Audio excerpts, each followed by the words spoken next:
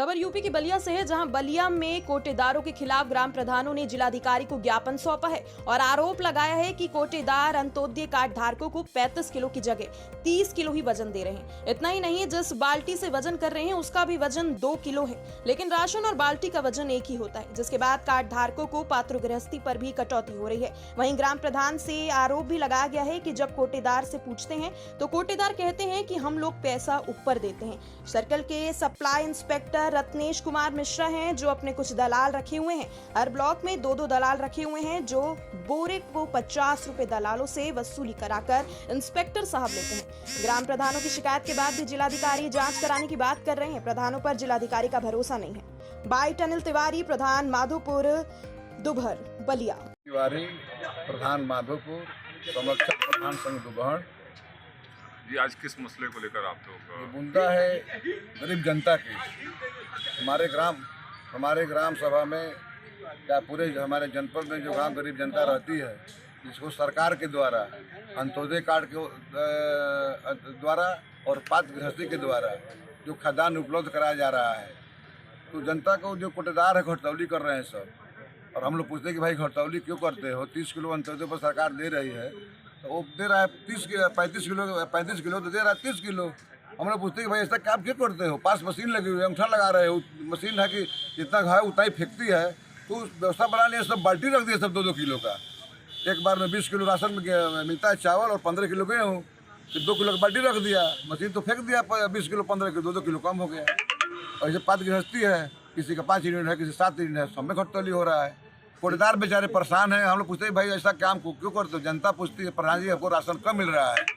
हम लोग पूछते हैं भाई कोटेदार से कि राशन कम क्यों देते हो? तो कोटेदार कह रहे हैं कि भाई हमको ऊपर देना पड़ता है पैसा। हम लोग कहते हैं कि तुम्हारे पास सरकार एकदम दरवाजे पर राशन पहुँचा रही है, तुम्हारे पैसा खर्च नहीं है।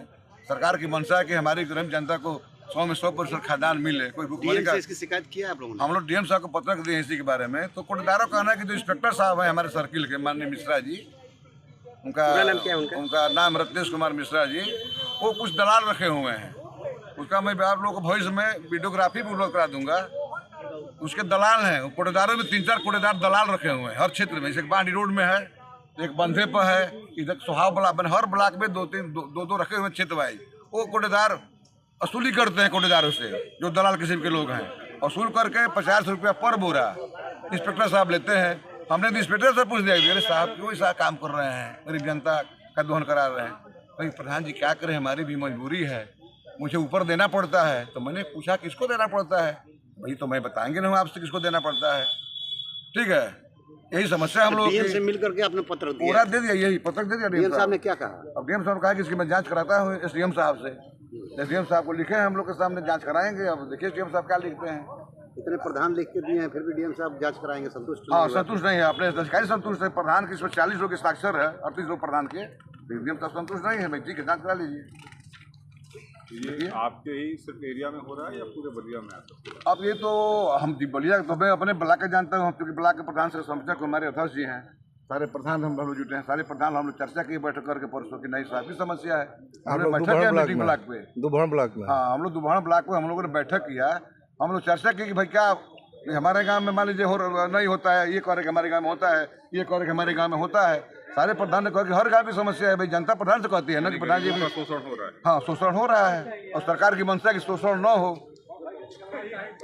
एक दूसरी भी बात आ रही है कि सरकार देखिए, राशन कार्ड को मनमाने तरीके से अपलोड करना और काट देना। हाँ, इस तरह की भी समस्या। हाँ, ये भी समस्या है। इस समस्या पर हम लोग डीएसओ साहब से बात की, तो डीएसओ साहब ने कहा कि भाई ये समस्या है। ऊपर से जो 2 लाख रुपया जिसके खाते में ट्रांजेक्शन हो गया, वो किसी तरह से हुआ, तो उसका राशन इनकम टैक्स ने उसको ऐप से लिया और इनकम टैक्स ने हमारे उत्तर सरकार को भेज दिया।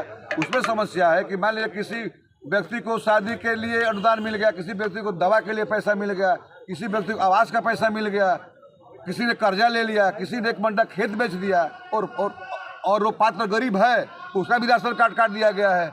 हम लोग डीएसओ साहब से हमारी चर्चा की, हम लोग अभी हमारे अध्यक्ष ने चर्चा किया कि भाई इसकी समस्या क्या है। तो उन्होंने कहा कि जो भाई जो अगर पात्र कट गया है तो उसका शपथ पत्र दिलवाइए और शपथ पत्र दे करके वो हमको ऑनलाइन कराइए और ले करके उस पर मैं विचार करूँगा, तब देखूँगा कि बनेगा कि नहीं बनेगा।